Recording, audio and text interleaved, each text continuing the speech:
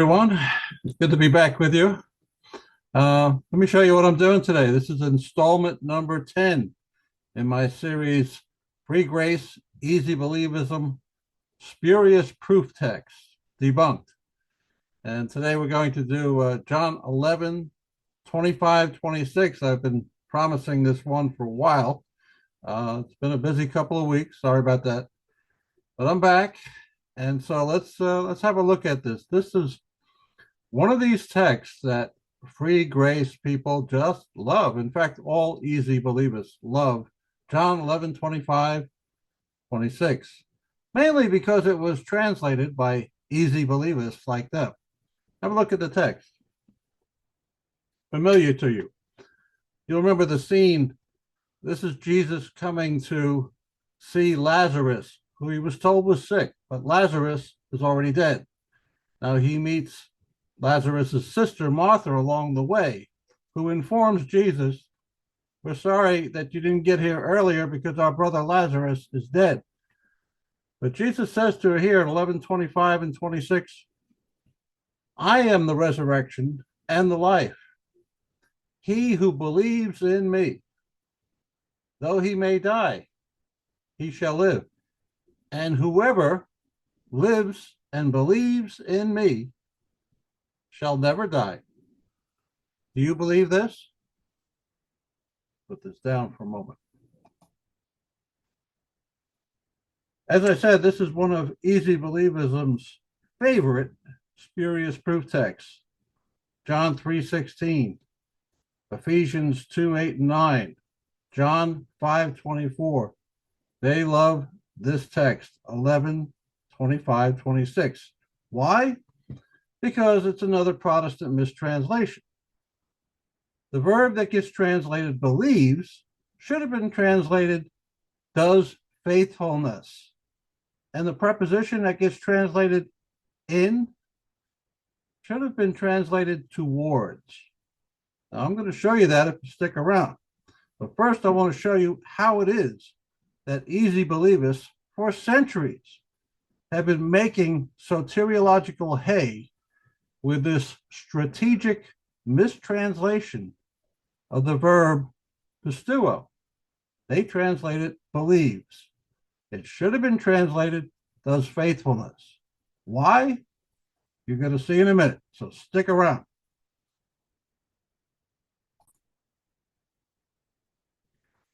For those of you not familiar with the charming face on the left side of your screen, that is Dr. Bob Wilkin of the Grace Evangelical Society, who has been tagged in this video. Don't know if he'll be looking at it later or not. But Dr. Bob here, some months ago, was engaged in a debate with another false teacher named Steve Gregg, of some notoriety of his own, I might add. Bob Wilkin is one of the champions of this fringe movement in evangelicalism called free grace. He's one of the apologists for it, and he's a disciple of one of the leaders of the movement, one of the early leaders of this heretical, super destructive movement within evangelicalism called free grace. He was a disciple of another scholar, shall we say, of dubious merit, name of Zane Hodges, who, like Bob Wilkin, worked for the got his degree at Dallas Evangelical Seminary, which has a, I don't know, shall we say, a checkered history. There's been some great evangelical scholars actually come out of Dallas, but there's also been some quacks too. I know because I studied under them at Liberty University myself. I won't name any names, not today at least, but let's just say it's a mixed bag at Dallas. They have some they've had some unfortunate influences, including Zane Hodges, and lately this fellow here, Bob Wilkin. Well, a couple of months ago, as I said, he was having a debate, which they immodestly named the Great Once Saved, Always Saved debate. And for Dr. Bob here, His trump card was John 11:25-26. They, like I said, they love this little snippet from John's gospel. And we'll let Bob explain why he loves it so much. There you go, Bob. Tell us about it. My view is the moment we believe in the Lord Jesus Christ, according to many verses like John 3:16, we're never going to perish, but we have everlasting life right now, and it is everlasting life. Believe what? What is there to believe in John 3:16? Jesus has turned the water into wine. Okay. And he has identified Philip, one of his disciples, without having met him before. Fine. But what is there to believe in John 3:16? The only thing to believe is that he is the long-awaited Messiah, the King of Israel. Well, it's not enough to simply believe that someone is the king. You would be giving allegiance to them if you are an Israelite and you believed that he was your king. But Bob here, Dr. Bob doesn't want to tell us what exactly the content of the belief is. And I will make this point later. Again, if you do not see the content of the belief in the immediate context, that verb that gets translated believe or believes, it is not talking about credence. It is talking about allegiance. If you have to eisegete the content of the belief into the passage, that verb that gets translated believe, pistuo, G4100, if you have to figure out what the content is and put it into the verse, it's not talking about belief. So Bob doesn't tell us here, and neither does the passage itself. Let's let Bob continue. And so the issue is not really once saved, always saved, or eternal security. The issue is, when does that begin? I would argue that Steve's view is salvation really begins when you die. I believe Steve calls that ultimate salvation. A lot of Calvinists call that final salvation. As an anchor text, I would encourage all of you to look at John 11:25-27. And here's the Lord Jesus Christ talking to Martha, and he says to her, I am the resurrection and the life. The one who believes in me, even though he may die, he shall live. And whoever lives and believes in me will never die forever. Do you believe? Believes what, Dr. Bob? Believes in the Nicene Creed? The finished work of the cross? He hasn't been to the cross yet. What is there to believe? No. That verse is not talking about credence. It's talking about allegiance. The one who does faithfulness towards me, the King, the Messiah. This is what John's gospel has been all about up until this point, including chapter 11. Who is the Messiah? And that is the question John's gospel is trying to answer. And of course, it culminates with the execution of the would-be Messiah and his resurrection, proving that he was who he said he was. But in this context, belief that he has solved your sin problem, that is not in view. And yet, this false teacher, Dr. Bob Wilkin, is going to gaslight you and me into telling us that belief is going to guarantee us heaven, and it can never be taken away. Well, Bob Wilkin is a false teacher. Let's hear some more. This. She said to him, Yes, Lord, I believe, or I have come to believe that you are the Christ, the Son of God, who is to come into the world. What does Martha say? Yes, Lord, I have come to believe that you are the Christ. What does that mean, the Christ? That is the Greek word for anointed. The Christos is the Greek word. The Anglicization of it is Christ. Anointed. That's what you did with a king. The prophet anointed the king with oil, like Samuel anointed Saul and later David. The anointed is the king. Martha says, I have come to believe that you are the Christ, the anointed, the king of Israel. It's talking about allegiance, not belief that you've solved my sin problem, Jesus. No, I've come to believe that you are the Messiah, the one who was to come into the world. That's what it's talking about. Now, what we see here in this passage, in these 3 verses, is that the Lord Jesus promises 2 things. He's saying, I am the resurrection, I am the life. This is one of the 7 I am statements in John's gospel. As the resurrection, he says, he who believes in me, though he may die, he shall live. In other words, he's going to resurrect the believer with a glorified. The believer in what? Why am I forced to make up the what? Where is it in the text? It's not there. And the reason it's not there is because that verb doesn't mean believe. It means give allegiance to the king.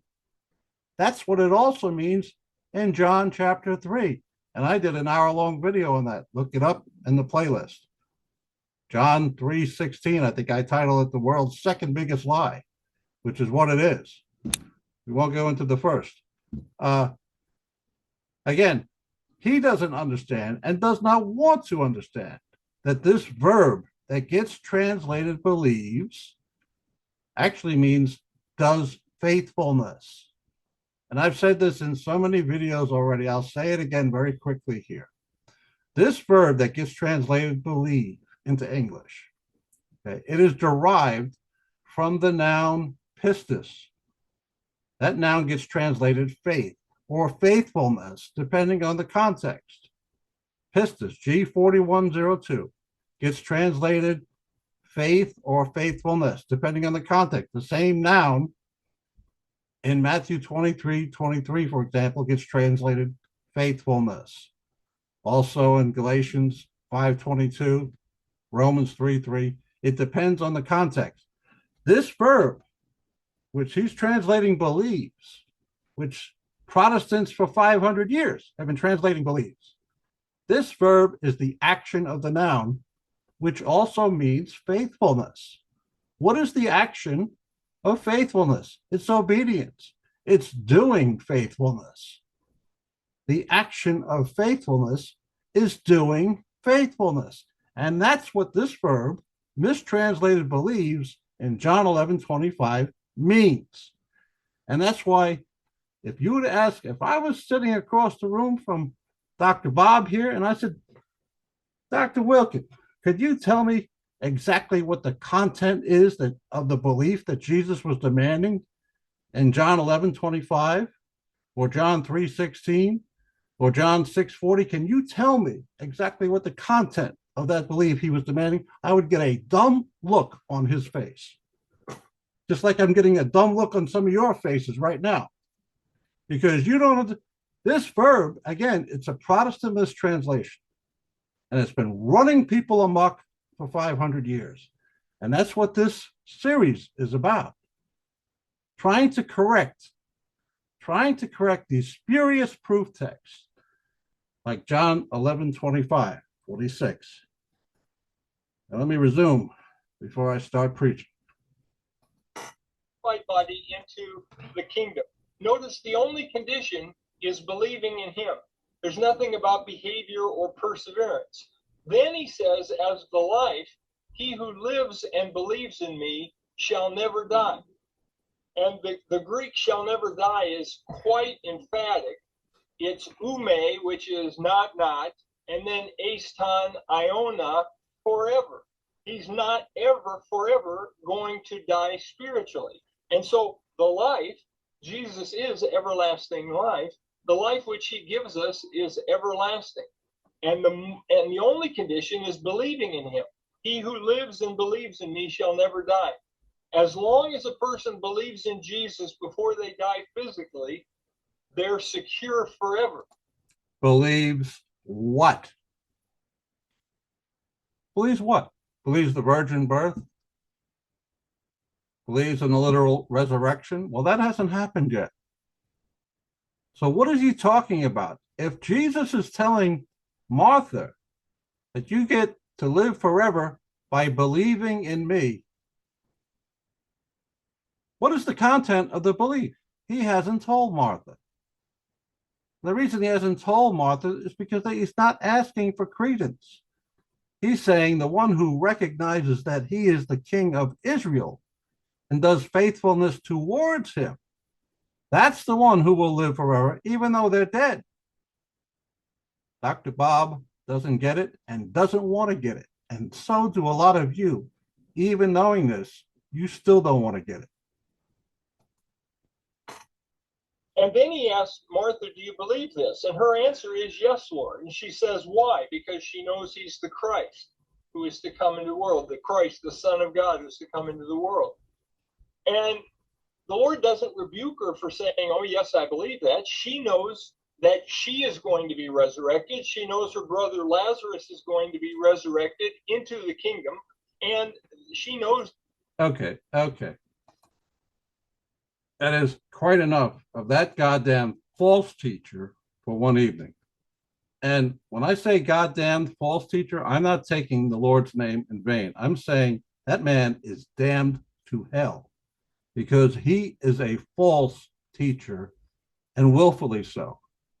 Those of us who teach are going to be judged by a different standard. Dr. Bob, you, sir, are going to be judged by a very different standard than most of the people watching this video, and including your students too. Those that you have run amok with your false teaching will not be judged as harshly as you. Okay, that's another video though. I want to go to the original text, so I'm going to bring that up next. I had a pastor used to say, sometimes you got to speak in tongues just to keep from cussing. And he's right. I shouldn't actually have more than one cup of coffee before I make these videos because I'm more than half Irish, and we have a temper problem to begin with. So if I add caffeine to that, and then I start talking about false teachers and the damage they're doing, I get a little upset. So I'm sorry. All right, I'll try and calm down from here on. I'll try to be a little more calm, shall we say. Going to the original text here, I always try and use an interlinear whenever there's some question about the translation, and there usually is, because as I've said in other videos, we are dealing, brothers, sisters, with fake Bibles for all intents and purposes. That's why we are having so many debates out here. Our scriptures made it into the vernacular, made it into the English, the Spanish, the German, through Protestant filters. Okay, I've said this before in other videos. The people who put our scriptures into the languages that you and I understand, these were not neutral scholars. These were Protestant ideologues. These were men on a mission. These were rebels. And they had a raison d'etre, which was to escape from the political and religious shackles of the Roman Catholic Church, which, in my opinion, was a worthy enterprise. However, don't play fast and loose with God's word to get there. And that's exactly what they did. And I've shown that in a dozen videos in the last 6 months. Over the last year and a half, maybe 50 videos. Look into my catalog if you doubt me. But here we're talking about John 11:25-26 today. And again, this verb, G4100, which gets translated believes. And in John's gospel, we see this verb that gets translated believe or believes. We see this verb double the number of times than the rest of the Gospels combined. And double, and for that matter, the word that gets translated believe, the verb, that appears twice as many times in the Gospel of John as it does the entire Old Testament. John's Gospel is only 1/33 the size of the Old Testament, yet we see this verb believes twice as many times in John's Gospel as we do the entire Old Testament. Well, what was going on with John's audience? Were they a bunch of skeptics? Or did somebody play fast and loose with that verb believes? And the answer is the latter. They played fast and loose with the word believes because if you are a rebel, you don't want to suggest that allegiance to legitimate religious authority and political authority, for that matter, is something you want to encourage. No. They are trying to give you a gospel that is allegiance free.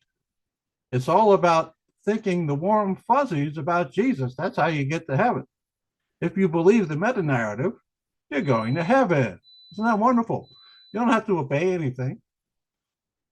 You don't have to pick up your cross every day, follow that long, hard road that leads to life. No. All you have to do is believe the story. Well, the problem with this, the story isn't completed yet in John 11:25. The story is still going on. And yet they translated this verb believes. Let's have a look. If I can move it down. I still got to calm down here. Yes, here we are. The English is on the left. And then we have the Strong's words in the middle. And then we have some parsing on the right, which we're going to look at in one or two cases here.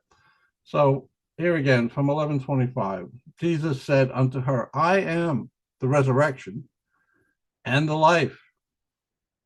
He that believeth in me. And again, this verb believeth should say, he that does faithfulness toward me. Believeth, again, this verb, unless you see the content of the belief, not talking about belief, it is the action of the noun pistis, a noun that includes the denotation faithfulness, fidelity. So the action of fidelity, the action of faithfulness is doing faithfulness. And this verb, let's take a look at this preposition in G1519. This is another important word, tiny little word, preposition, but they played fast and loose with it. Eis is the transliteration of it, E-I-S, from the Greek word.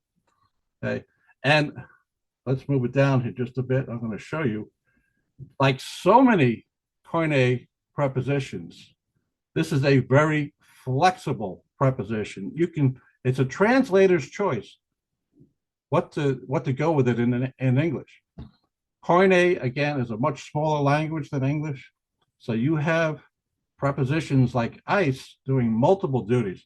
Have a look here. The KJV translates eis into 573 times, to 281 times, unto 207 times, for, in, on, toward, against. There's lots of different choices that could have been made. Why did they choose in? Why did they choose to translate this? Let me go back here again. You'll see what I'm talking about. Here it is. Believeth in. He that believeth in me. Why did they translate eis, G1519? Why did they translate that in? Why not for? Why not towards? And the answer is simple. In doesn't require works. Towards requires works. They were trying to eliminate works, that dirty word, works, which they, works to the Apostle Paul was things that are prescribed by the Torah for remaining part of the covenant community. Things like circumcision, attending the annual festivals, doing the sacrifices of animals at the temple on the high holy days. Works has never been about helping little old ladies across the street or being nice to mom on Mother's Day. No, works were specific deeds prescribed by the Torah, which atone for sin. They expanded that definition to escape the clutches of the Roman Catholic Church. So they chose the preposition in, he that believeth in me. Well, what does that mean? Believeth in me. Again, I'm asking, what is the content of believing in me? Do I believe you can do it, Jesus? Do I believe you're the best? What exactly are we talking about? Believeth in. There is nothing to believe in. Let's go with this verb here, G4100. Let's have a look at it. And it's the verb, part of speech, right? Transliteration, pistuo. And it gets translated believe, commit unto, commit, put trust in. Well, where's it from? Where's this root word from? Pistis, G4102. That is the noun, pistuo. That gets translated believe. It's the action of the noun. What does the noun mean? Here it says, all right? It appears all over. It gets translated faith. But here, fidelity. It should be translated faithfulness too, which it is in Matthew 23. Other places, Galatians 5:22. It can mean, watch, let's look at the direct fidelity, faithfulness. This is the main meaning here. This is the one that the Protestants use the most often. Up here, this big section here, 1. But look down here, fidelity, faithfulness. You see what I've highlighted? This is another denotation of the noun pistis. And the verb that they translated believes is derived from this noun and is in fact the action of this noun, fidelity, faithfulness. What is the action of faithfulness? Doing faithfulness. Let's go back to the text. All right, starting again.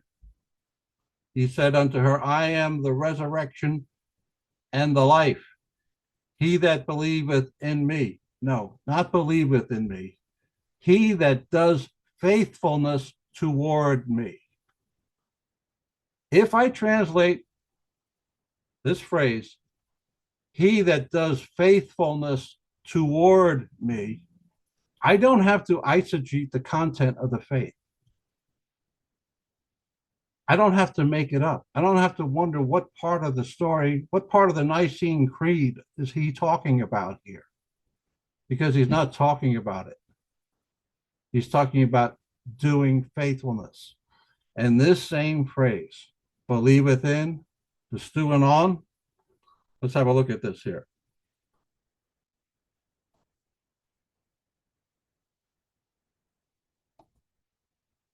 This verb constructed in this tense. And what is it? It's the present tense. It's the participle mood, which is why you have the S ending after believe, believes, participle mood. And it's in the active voice. The action is happening now. It's not a discrete past action. This is something that is happening now. And I'll tell you this, even if you were to stipulate that Jesus is actually talking about credence here and not allegiance, let's stipulate to that. Let's stick our head in the sand. Forget about the fact that there's no content of the belief anywhere near the verb. Let's forget about all that. Let's pretend that he's actually talking about belief. Well, if that's true, then it has to be continuous because of the construction of the verb.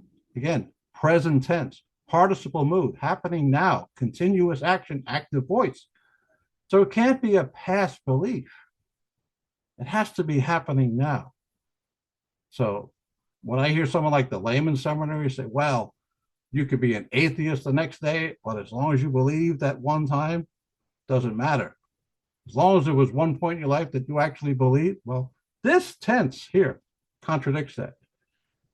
And this verb constructed in this tense, this appears especially in John for some reason. It doesn't appear in the other three gospels. Only in John. Look at this. John 3:15.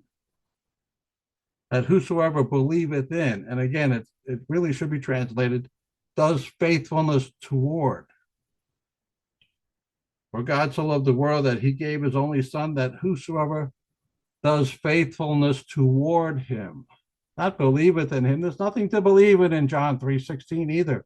Does faithfulness towards him, should not have perished, but have everlasting life. We know this from John 3:36, where the opposite is disobeys him. Watch. He that does faithfulness to the Son has everlasting life, and he that does not do faithfulness, the Son shall not see life, but the wrath of God abides on him. It's translated disobeys in other translations in John 3:36. Apethon. I could go on and on. I'm going to put it down here. I'm not going to wear you out with the original language, but I think you know what I'm talking about. It was a translator's choice. Believe in or does faithfulness toward. Well, you are Tyndale, who you're the first guy to create a printed translation in English of the New Testament. He does this in 1525, exactly 500 years ago. William Tyndale gives us our first printed New Testament in English. And he's going to be a wanted man for doing that. You face capital punishment for translating the ancient Latin or the copies of the Greek New Testament. To put that in the vernaculars of Europe was a capital offense. The Roman Catholic Church, which England was still a part of at that point, when Tyndale had the New Testament printed, he basically gave himself a death sentence by translating the New Testament, putting it into English, and having it printed. And he was executed. Some 10 years later, they strangled him and burned him. But when he's putting the ancient Koine and the Latin translation of the ancient Koine, and he's comparing both, he's looking at Erasmus's translation. That is his base text. And Erasmus, he's a Dutch scholar, homosexual Dutch scholar who's some 20 years before Tyndale. I believe Tyndale might have studied with Erasmus. I'm not entirely sure. But Erasmus is the one who gives him the source document. He has the New Testament in its original languages, in Greek, also in Latin. And this is Tyndale's source text. And so Tyndale, he's the English native. He's putting Erasmus's work into English. Again, this is the first. And he has a choice. Believes, which of course doesn't take any works, or does faithfulness. Now, you're Tyndale, you are rebelling from the Roman Catholic Church, and you have a choice between choosing a phrase, does faithfulness or believes. Which one do you choose?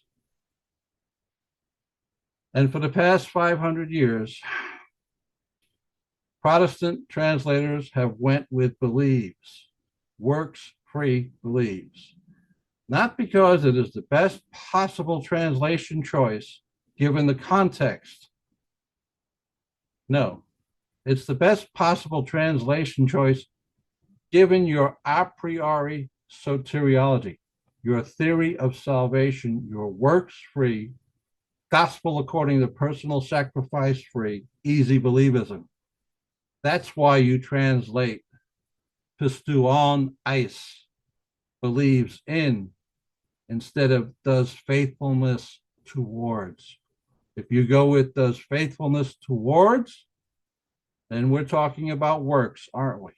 And then the jig is up. Okay. All right. You're saying, well, who am I going to believe? Dr. Wilkin, the PhD?